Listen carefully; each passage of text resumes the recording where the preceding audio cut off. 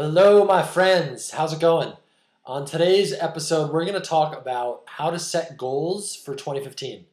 And if you were anything like me and how I used to be, this is what I used to do when I would set goals. I would basically be like, oh my God, anything is possible. I can do whatever I want. And I would just set like crazy goals that had no relevance or connection to my purpose or my outcome or my vision for my life, right?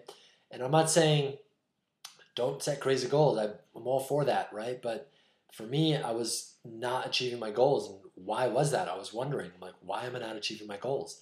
And it was really because none of my goals, or most of my goals, the goals I was achieving, they were not connected to my purpose, my core, right? My vision of what I really truly wanted for my life, right? So, for example, I would say for just randomly, I'd want $1 million this year, or I want to go on a trip around the world, or whatever else it might be, right? And these are awesome goals, and I still have these goals, but I wasn't able to achieve them because they weren't really connected to my core purpose, my core vision, and it just wasn't the right timing or place for the goal to be, uh, I guess, achieved and set out upon. Right now, I'm actually in the process of working towards those goals, but it's sometimes you have to chunk down your goals, right? So sometimes you're not at that huge level of a goal. You need to chunk it down to smaller bits. And the reason why, another common reason why people fail at setting goals is because they set these huge goals and they just try to, it's like going to the gym and trying to bench press 500 pounds when you've never done 155 before. You have to obviously chunk it down, right? Be like, okay, my goal is 500 pounds maybe in a year or 2 years from now. But right now I'm at 135 and I'm going to have to chunk it down and say, hey, my goal in this quarter, in the next 3 months, is to get to 200 pounds or maybe 225, and then after that to get to 275, after that 315, and so forth, right? So other time, if you go straight into like 500 pounds, you go there, try to go for it, and you just hit a wall, and you experience what people call failure. You get disappointed and you quit. So how to set goals for 2015? The way I would suggest to you is come up with your wheel of life, right? So just 7 or 6 areas or 8, whatever it is for you, right? For me, it's physical, financial, emotional, spiritual, relationships, like fun and recreation, right? It's about 6 or 7, and I have a few more.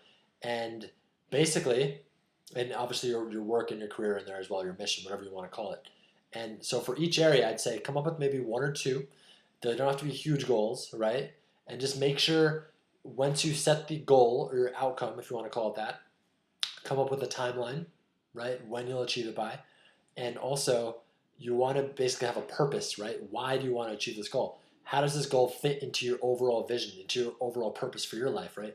Why are you actually trying to get this goal? So you have, for 2 reasons. One is so you connect it to a strong core, so you understand why you're doing it and you can actually follow through on it instead of like being like, why am I doing this again? And just not follow through because it's not in line with all the other areas of your life.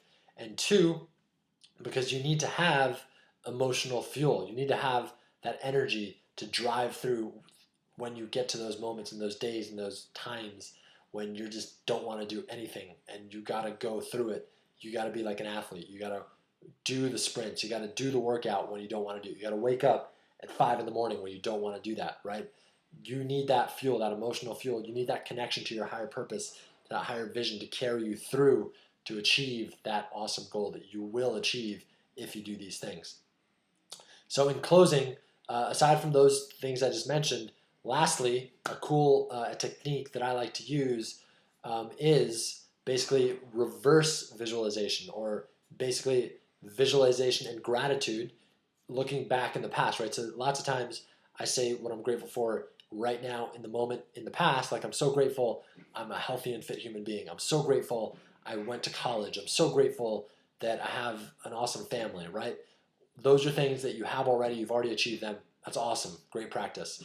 A cool thing with goal setting, which I actually learned from my coach, Jarek Robbins, is basically acting as if you've achieved those goals, right? So visualizing something that you haven't actually done yet, right? So say it's like, I'm so grateful for this new job I got, right? That's your goal, but you haven't gotten it yet. But by saying that, you're basically projecting yourself into the future, right? And looking back as if you achieved the goal, right? So I'm so grateful I was able to achieve this new job that I really wanted to get, right? And then you kind of experience it, you visualize it, you see it, you hear it, you feel it. And that, again, it internalizes its existence in your nervous system. The more you can experience it, the more likely you are to take the right actions to achieve it. Awesome. Hope you guys love this. Hope you guys took some great takeaways from this. If you have any questions, feel free to reach out. And I'd also love to hear how this works out for you guys in 2015. I hope you guys have an awesome day. I hope you guys have an awesome 2015. And I will talk to you guys all later. Bye.